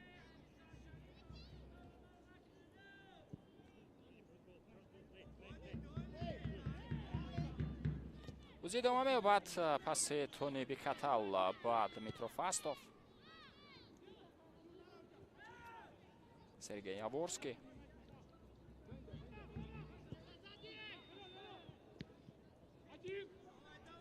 امروز یک بازی دویر گشت دوستان عزیز. قبل از این رقابت اون بازی صورت گرفته بود، بازی میان دسته نوکار چمپیونات دسته پرواز فرودگاه بین‌المللی شهر خوجند و دسته استراوشن شهر استراوشن بود که بازی جالب بود، دیدنی هم بود.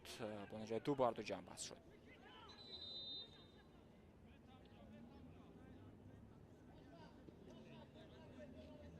فردریک اسانته و محمد کمال با میدان وارد میشوند.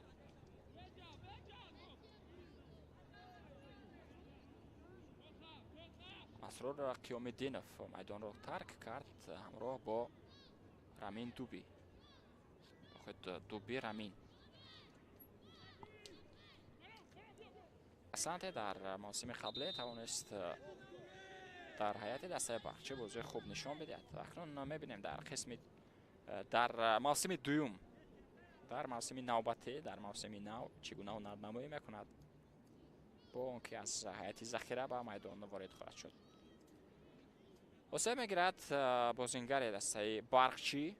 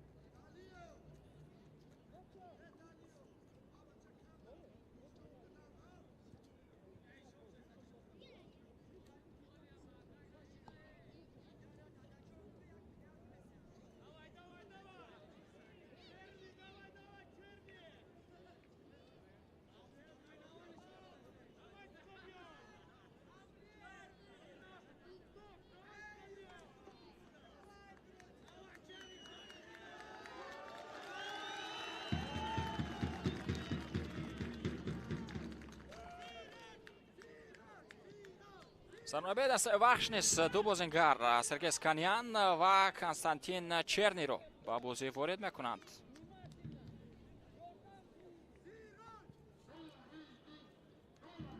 محمد نسکوف و نوردین همراقولوف میدان را ترک میکنند.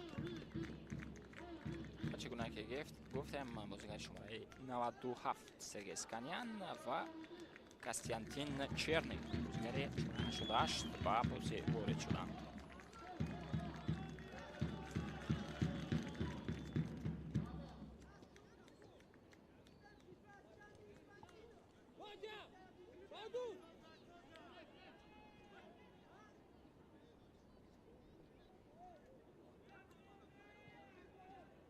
محمد نسکوف یکی از بازیگران فعال بود در هیئت دسته وحش. در خط حمله البته در بیشتر از حمله ها سهم داشت و از خودی و چند حمله دسته وحش را ادامه داد. ارسال ها به داخل جریمه گاه بودند از جانب او. اما اکنون سرمربی تیم ظریف عثمانوف تصمیم میگیرد که این بازیگر جدید دسته را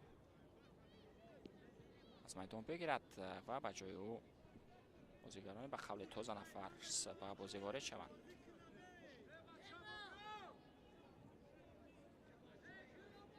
در جای نسکوف چگونه که گفتیم کاستیانتین چرنی به بازی وارد شد. در جای نوردین همراقولوف و سرگئی اسکانیان.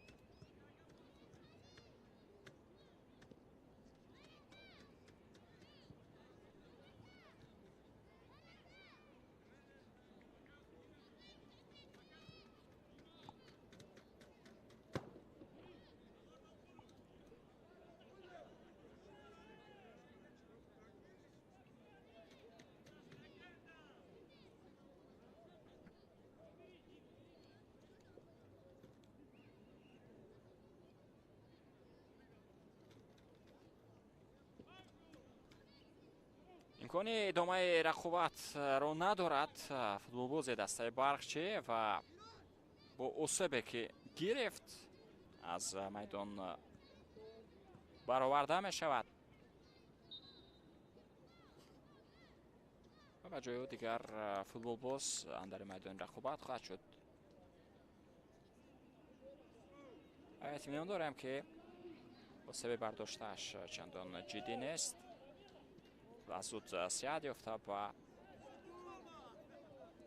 میدان رقابت ها باز خواهد گشت.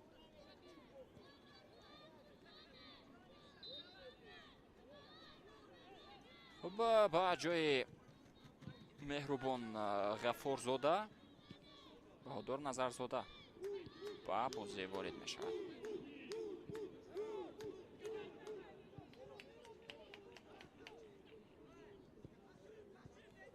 بازی ادامه می‌یابد. توپ در اداره فوتبالبازان دسته وحش. بنجامین امپونسا ادامه حمله.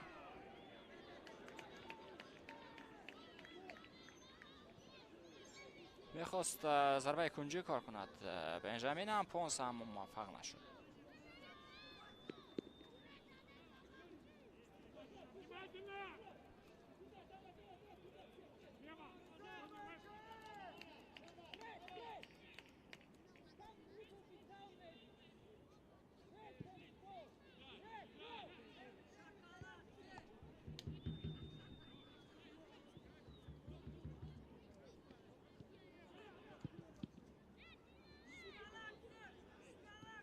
توپ را از دست دادند فوتبالبازان دسته برقچی. ادامه حمله از جانب بازیگران دسته وحش. پس احتان نظرف با احسان بابایف بود. جان تقوی‌زاده احتان نظرف پرتاب به داخل جریمه گاه. فرصت برای بازیگران دسته وحش و گل. اما افساید است. اما افساید است. معلوم می شود که بنجامین امپونس هنگامی که توپ را قبول کرد در حالت نوبوزه بود.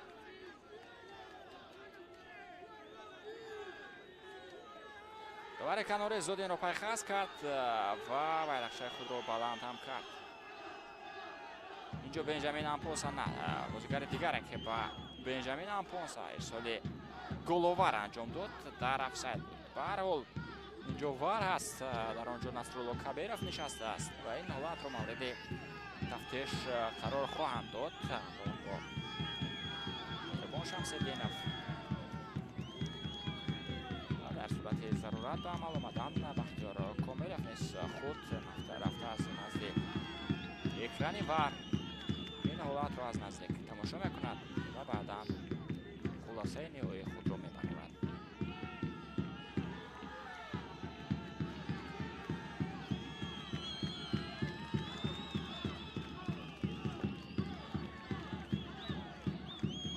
اینجا احتمال حساب کردن گل پیدا می شود دوستان عزیز.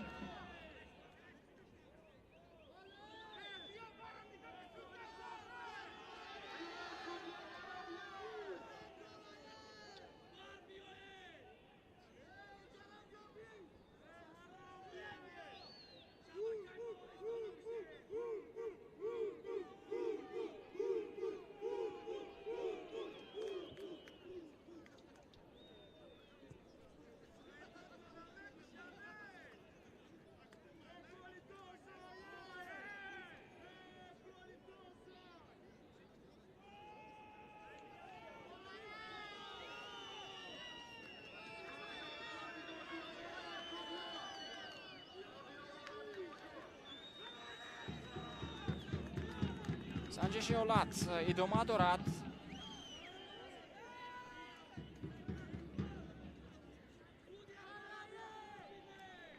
احتمالیت همون حالته که کنستانتین چرنی توپ رو با بنجامین امپونسا روان کرد. همون حالت رو تفتیش کرده ایستادند که آیا در حالت نوبازی بازیگری دسته وحش بود و یا نه.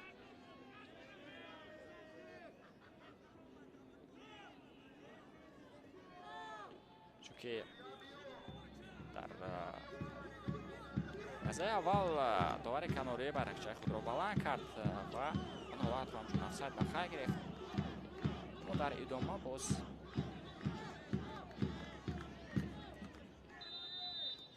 توجه باور شد و گل به نوبت گرفته می شود دوستان عزیز و فوتبال بازان دسته وحش به پیش برآمدند با گل زده بنجامین امپونسا. در حالت افساید نبوده است بازیگر دسته وحش کنستانتین چرنی و گل زده فوتبال بازان این تیم به نوبت گرفته می شود. بهترین موقعیت پیدا گردید چگونه امکانیت دادند به بنجامین امپونسا. ببینید دو دفاعگر از او پیش قرار داشتند و تنها نگریستند که چگونه شماره 10 دسته وحش توپ را باید طوری در روزه پای گوتسون وارد می‌کند. موقعیت خیلی خوب پیدا کرد، در جای درست قرار گرفت بنجامین امپونسا و دسته وحش به پیش برد. در آخر رقابت در دقیقه 84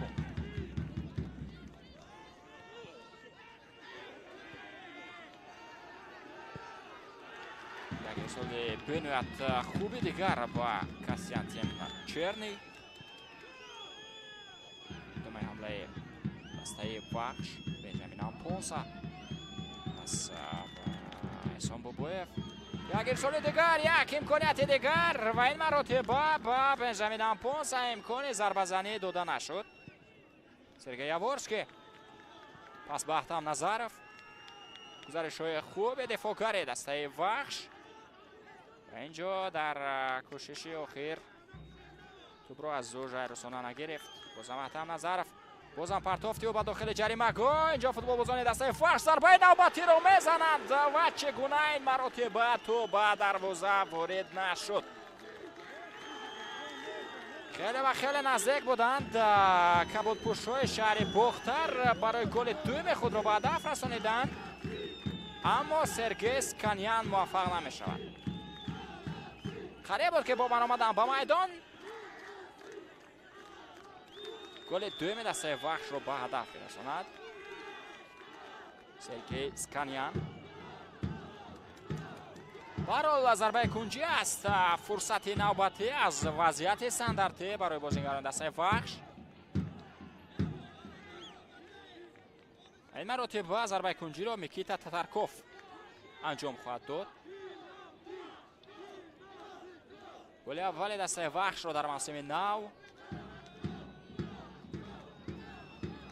بنجامین آمپونسا به هدف میرساند.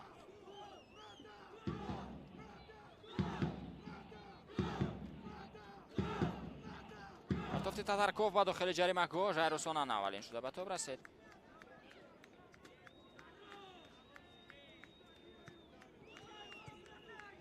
توفت احتم نظرف با میکیتا تاتارکوف فرصت نوبتی ضربه و گل. انا اینجا تغییراتی انجام داده سرمربی دسته وحش ظریف عثمانوف کار داد و کاستیانتین چرنی موفق می شود گل دوم دسته وحش رو به هدف برساند و نمان انتظاری هایی که مخلصان از او داشتند بازیگر شماره 88 دسته وحش توانست آن رو برآورده کند. همه مخلصان یک جای کاستیانتین چرنی می گفتند و او به میدان وارد شد و اکنون موفق می شود که با زدن گل دست یابد و با حساب بازی نقطه گذارد.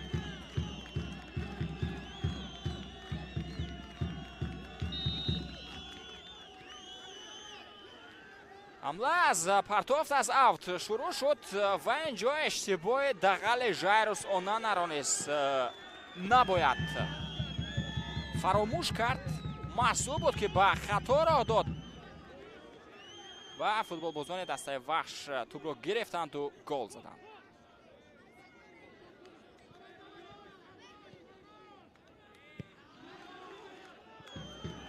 فرصت نوبتی بنجامین آمپونس حمله دسته وحش رو ادامه میدهد. پرتوفت اما پرتوفت نه اونقدر خوب. اولین شده به توپ جاویدان خوشوقت رسید.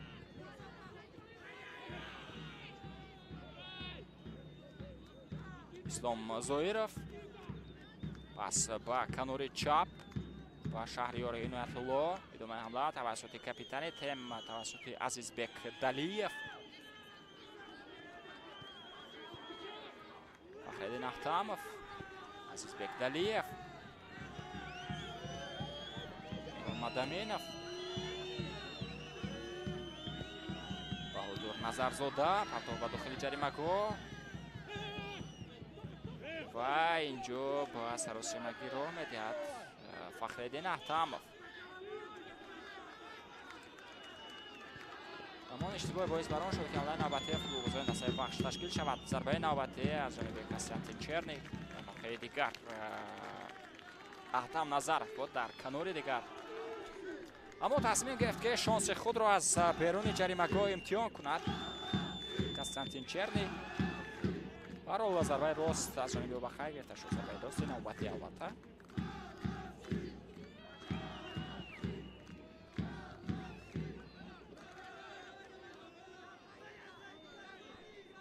احسان بابایف از به خفا میکیتا تاتارکوف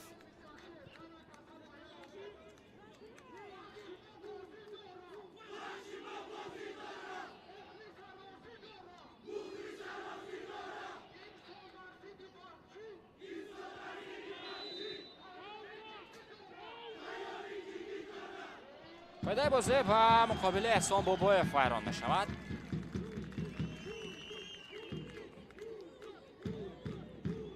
اکنون بازیگران دسته برچی را می باید که پورا با حمله توجه نمایند. دیگر چیزی برای از دست دادن است در این بازی. حداقل گل شرم شکن را به هدف می‌رساند.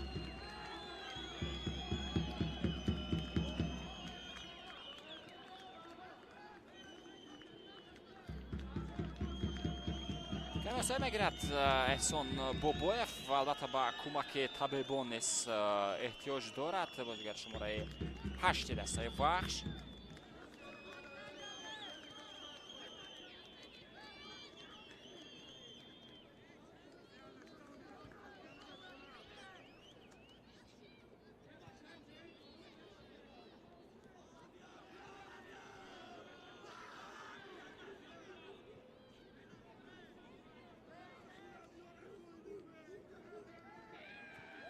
ислом зоиров кӯшиш кард то аз эҳсон бобоев тӯбро бигирад.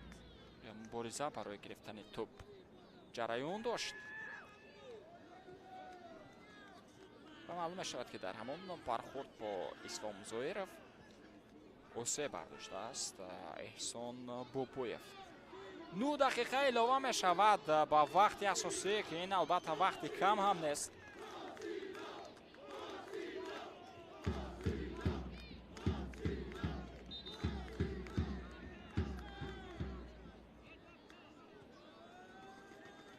маълум мешавад ки мухлисони дастаи ҳосилот низ дар варзишгоҳ қарор доранд.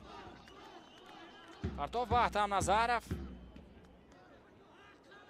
боз тӯб ба бозигари шумораи 19 баргардонда мешавад. имконияти навбатӣ зарбаи Татарков ва ин маротиба тӯб баландтар аз чорчӯбаи дарвозаи Куаи Готсон ҳаракат кард.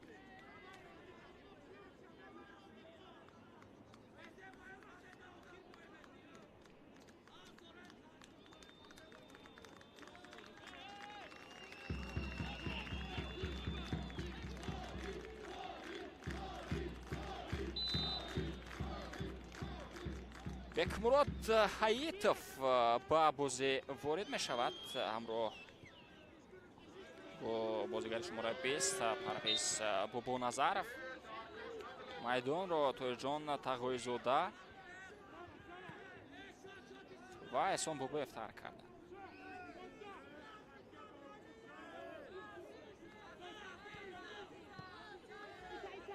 бозӣ ба муқобили ислом зоиров вайрон шуда буд. ҳамлаи навбатӣ дар иҷрои футболбозони дастаи вахш бенҷамин ампонса дар дохили ҷаримагоҳ ҳаракат карда истодааст, аммо инҷо жайрусонана хатои қаблии худро такрор накард. азизбек далиев ва сарвони дастаи барқчӣ аз пой афтонида мешавад.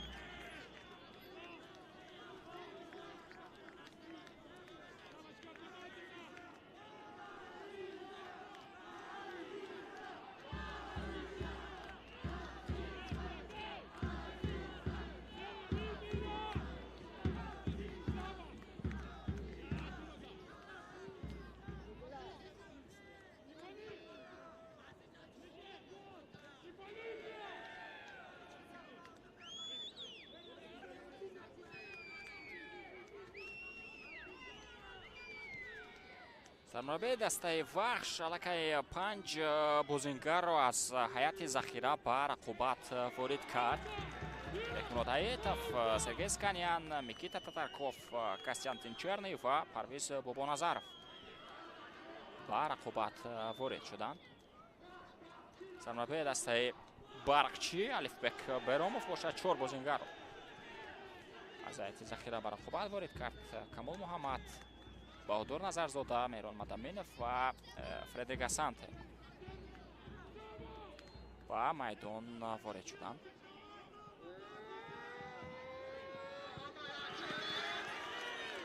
як поғеҷи хеле хуб инҷо тӯбро Тони Бикатал гирифт. Микита Татарков ва қоидаи бозӣ ба муқобили Сергей Яворский, сарвони дастаи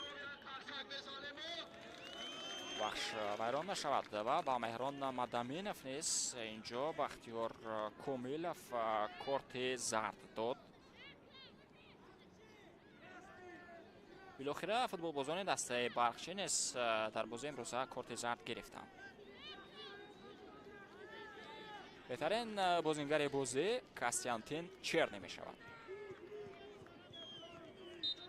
бозингаре ки голи дуюми дастаи вахшро ба ҳадаф расонид, бозигаре ки аз ҳайати захира ба бозӣ ворид шуд ва тавонист ба ҳисоби бозӣ нуқта гузорад.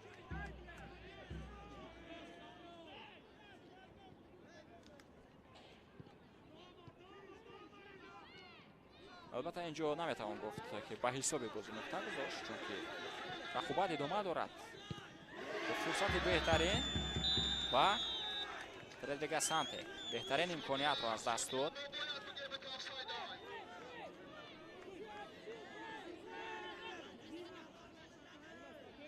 ва эҳтимол дорад ки дар идома мо голро бинем. ببینید امکان کارکرد توپ داشت بازیگر شماره 11 دسته برقچی، اما سراسیمه شد و ضربه زد.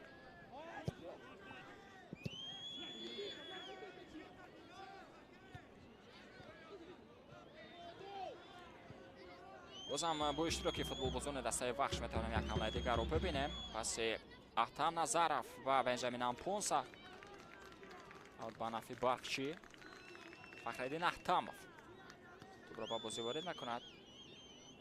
از جانب جاویدان خوشوقت دیگر بار با احتمов تو برگردانده شد. بازم اوت، بازم با فخرالدین احتمов و بازم پرتوفتی و اسلام زویرов.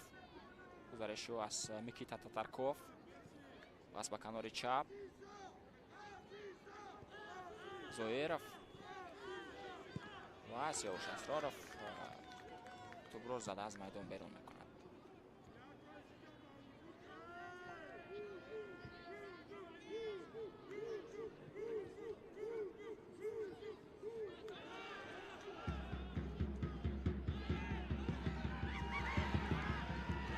یک امکانیت دیگر اینجا موفق شدند فوتبالبازان دسته برقچی و توپ رو برگردانیدند.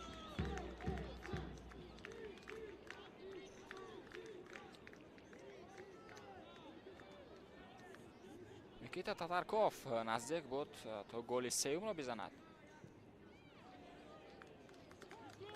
اما دو دفاعگر دسته برقچی توانستند این فرصت رو برطرف کنند.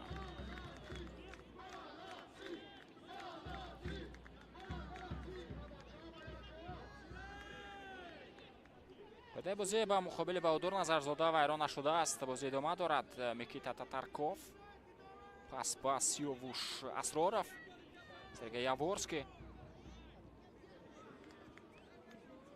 توپ را در میدان نگاه داشته نتوانستند میزبانان نمیملی.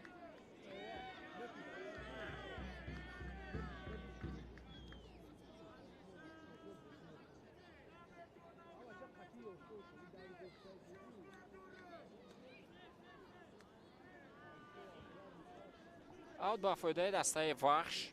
پرتافت سیاوش اسرارов، کاستیانتین چرنی.